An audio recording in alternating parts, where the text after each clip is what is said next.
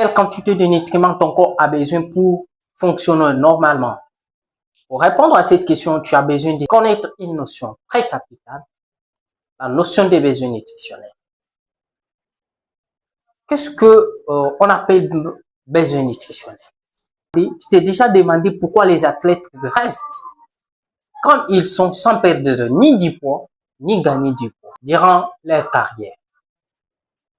La réponse à cette question réside dans la notion que je t'ai parlé des besoins nutritionnels. Avant tout, mon c'est André 6. Je t'apprends à optimiser ton cerveau, à réveiller les potentiels qui sommeillent encore en toi et à devenir un meilleur étudiant qu'ils sont. Mais ce soir, je vais t'apprendre à calculer tes besoins nutritionnels, tout ce que ton corps a besoin pour fonctionner. Nous allons répondre à des questions. La première question, qu'est-ce qu'un besoin nutritionnel? La deuxième question, c'est comment calculer les besoins nutritionnels d'un individu. Mais avant tout, abonne-toi et suis-moi jusqu'à la fin. L'organisme humain ou le corps a besoin des ressources pour fonctionner 24 heures sur 24 heures. Et ces ressources, on les appelle le nutriment. Dans le vidéo passé, je t'ai expliqué c'est quoi les nutriments. Je t'ai dit que le nutriment, sont des éléments ou des substances chimiques qu'on va retrouver dans les aliments. Mais il faut retenir, l'aliment n'est pas un nutriment. C'est comme le lait. Le lait, c'est un aliment. Mais à l'intérieur du lait, tu vas trouver le nutriment dont l'organisme a besoin pour fonctionner. Tu vas trouver les vitamines, tu vas trouver les protéines, tu vas trouver d'autres nutriments plus nécessaires que l'organisme a besoin pour fonctionner normalement. Et dans les besoins nutritionnels, on va parler de la quantification. Nous allons quantifier le nutriment dont l'organisme a besoin et les autres éléments nécessaires pour qu'il puisse fonctionner. Et lorsque je vais te dire qu'est-ce qu'un besoin nutritionnel, les besoins nutritionnels n'est autre que la quantité, la qualité de nutriments que l'organisme a besoin pour assurer ses fonctions, qu'il soit respirer, marcher, nourrir, dormir ou raisonner. Les besoins nutritionnels, c'est pas ce que tu manges. Les besoins nutritionnels, c'est ce que l'organisme tire dans ce que tu manges. Et c'est ça, ce que l'organisme cherche. C'est ça qu'on appelle le besoin nutritionnel. Alors, nous allons prendre le temps d'expliquer cela en profondeur.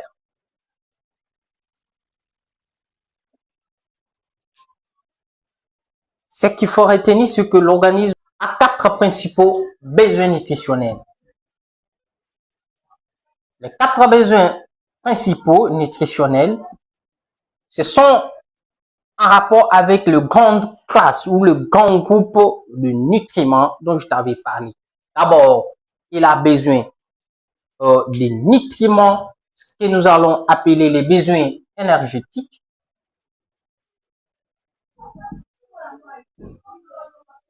À part le besoin énergétique dont l'organisme a besoin, il a besoin également de matériaux. Le matériau, ici, on va parler de la construction ou de la croissance. Il a besoin aussi des outils ou des fonctionnels. Et il a besoin de l'eau. Ce sont les 4 principaux besoins nutritionnels d'un organisme normal. Et aujourd'hui, je vais t'apprendre à quantifier ces besoins nutritionnels pour que tu donnes à ton corps la quantité de chaque élément. Lorsque nous parlons de l'énergie ou le besoin énergétique, on voit ici l'énergie.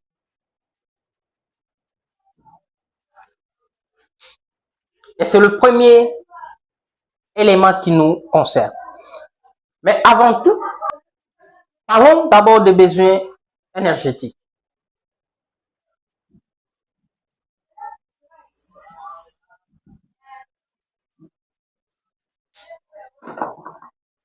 Pourquoi est-ce que l'organisme a besoin de l'énergie? L'organisme a besoin de l'énergie pour respirer. L'organisme a besoin de l'énergie pour marcher. Quand tu marches, quand tu parles, quand tu réfléchis, quand tu fais tous ces mouvements, c'est grâce à l'énergie. Et voilà pourquoi l'organisme a besoin de cette énergie. Mais avant qu'on aille plus loin, je veux que tu saches une chose. Il y a le facteur qui influence les besoins nutritionnels. Parmi ce facteur, il y a ce que nous avons appelé, il y a l'âge, il y a le sexe, il y a l'activité physique et il y a le mode de vie ou la période de vie.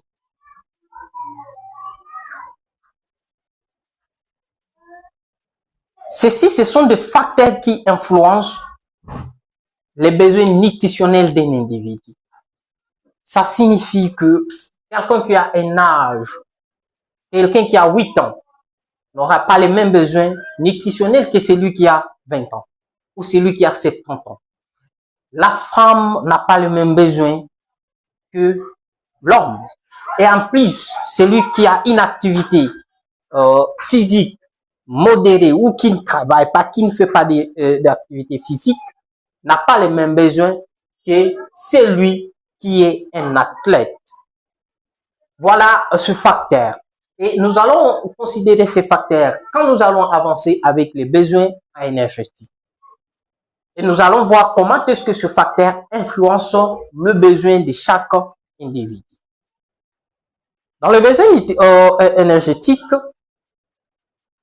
il y a une formule qui est plus simple, qui va vous aider à calculer le besoin énergétique.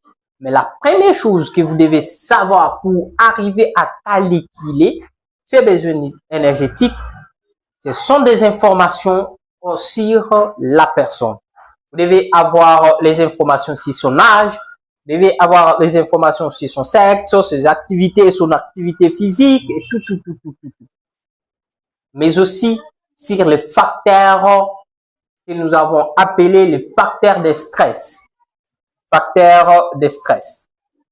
Ça peut être la maladie, ça peut être tout ce qui est fièvre et autres. Ça influence aussi les besoins énergétiques. Retenez que l'organisme également a besoin de l'énergie pour ce qu'on appelle le métabolisme de base. Le métabolisme de base. Ce métabolisme de base est constitué de ce qu'on appelle les activités ou les activités corporelles qui ne peuvent jamais s'arrêter tant que quelqu'un est en vie. Entre autres, il y a la thermorégulation, il y a la respiration, il y a le battement cardiaque et d'autres activités qui ne doivent pas s'arrêter. Tant que la personne est en vie, ces activités continuent à se faire 24 heures sur 24. Et ces activités constituent ce que nous avons appelé les métabolismes de base ou le MB. Et les métabolismes de base constituent environ 60 à 75% des consommations d'énergie dans l'organisme. Tout ce que vous consommez, environ 60 ou 75% sont alloués à une seule activité qui est le métabolisme de base. Donc, le métabolisme de base consomme plus que tous les autres éléments que j'ai énumérés. Pendant que vous êtes au repos, même pendant que vous dormez, ce métabolisme de base continue à s'exécuter.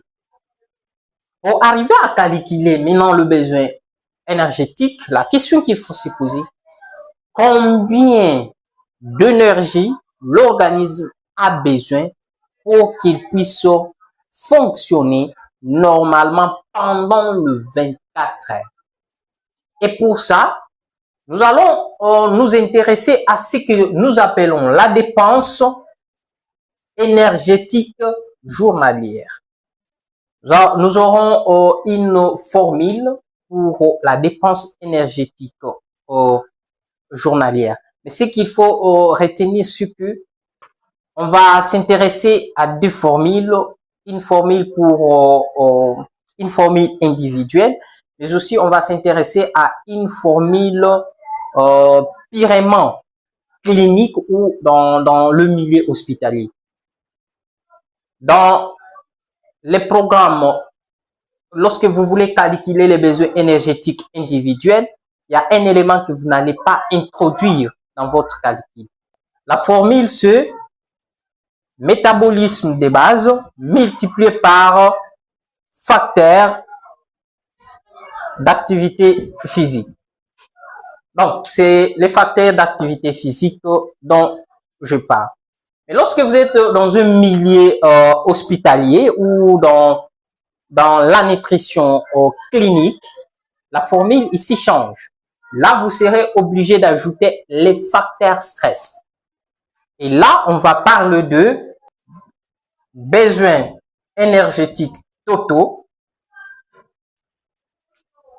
La formule, c'est métabolisme de base multiplié par facteur activité physique. On va le multiplier aussi par facteur de stress.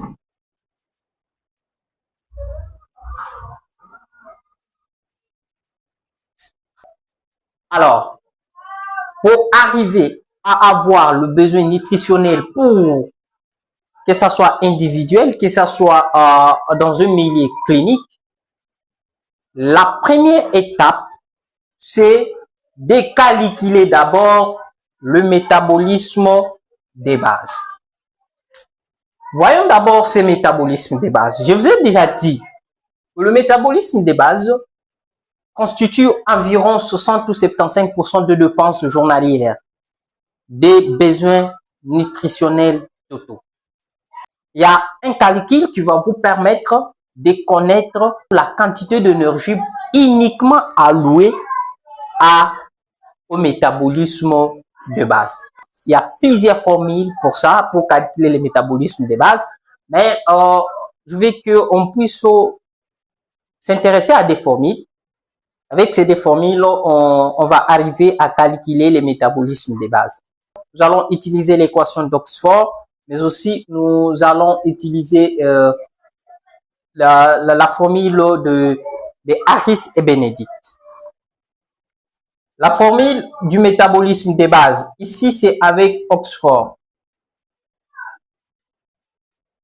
Retenez qu'avec la formule d'Oxford, que ce soit pour les femmes, que ce soit pour les hommes, il n'y a pas de spécificité. La formule reste la même. C'est dans Harris et Benedict où on va avoir pour les femmes, on va voir aussi pour les hommes. Le métabolisme de base égale 14,2 multiplié par kilo plus 593. Ça, c'est pour la formule d'Oxford. Vous avez 14,2 multiplié par les kilos de la personne, que ce soit un homme, que ce soit une femme. On va additionner avec 593. Prenons un exemple. Quelqu'un qui a 10 kilos. On va prendre 14,2 multiplié par 10 plus 593. Si on fait 14,2 multiplié par 10, s'il vous plaît, on aura environ 140, quelque chose, 142. Donc, pour cette personne, les calculs, c'est, on va trouver 142,0 qu'on va additionner avec 933. Si on prend maintenant 593 plus 142, on a 2 plus 3, ça fait 5, 4 plus 9, ça va nous donner 13, 3, 1, et on va prendre 1 plus 5, ça va nous donner 6 plus les 1, ça va faire 7. Donc, cette personne pour le métabolisme de base de la personne ayant, pour le métabolisme de base de la personne ayant 10 kilos, il aura besoin de 735 kilocalories. Ça, c'est pour sa consommation journalière avec, bon, ça c'est pour le métabolisme de base avec la formule d'Oxford. Ça c'est un pour le métabolisme de base. Alors, revenons avec une autre formule, la formule d'Harris et Bénédicte. Comme je l'ai déjà annoncé, la formule d'Harris et Bénédicte spécifie les sexes. Et on va prendre en compte et l'âge et les facteurs et l'âge, mais aussi et les facteurs d'activité physique. Alors, on va commencer avec la formule des hommes. Ça, c'est la formule de Bénédicte. Disons que ça, c'est la formule de Bénédicte.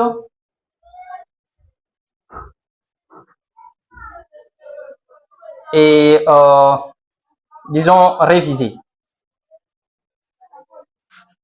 On commence avec les hommes. Qu'est-ce qu'ils demandent? La formule dit 10 kilos. On va multiplier 10 multiplié par kilo, entre parenthèses, plus 6,5 multiplié par taille en centimètres, c'est taille, entre parenthèses, plus 5 multiplié par âge, et on va additionner avec 5. Ça, c'est pour les hommes. Et pour les femmes, la formule dit 10 multiplié par kilo plus 6,65 multiplié par taille en centimètres plus, ici, c'est la soustraction, s'il vous plaît. On va soustraire par 5 multiplié par âge. Et chez la femme, à la place de l'addition à la fin, on va mettre moins 161. Ça, c'est pour le métabolisme des bases. Dans la prochaine vidéo, nous allons arriver à calculer, à ajouter maintenant le facteur que nous avons appelé le facteur d'activité physique, mais aussi à ajouter le facteur stress quand nous sommes dans les domaines cliniques. Mais pour aujourd'hui, retenez cette formule et on va revenir dans la prochaine vidéo où je vais vous expliquer comment maintenant calculer, parce que ce qui reste maintenant dans la formule principale que je vous ai dit, dépenses énergétiques, c'est quoi? Métabolisme de base multiplié par facteur d'activité physique ou besoin énergétique totaux. On va prendre métabolisme de base multiplié par facteur d'activité physique multiplié par facteur de stress. Alors, pour le métabolisme de base, nous avons trouvé. Maintenant, ce qui reste, c'est le facteur d'activité physique ainsi que les facteurs de stress. C'est ce qu'on va voir dans la prochaine vidéo et comment maintenant nous allons trouver la dépense énergétique journalière. Merci.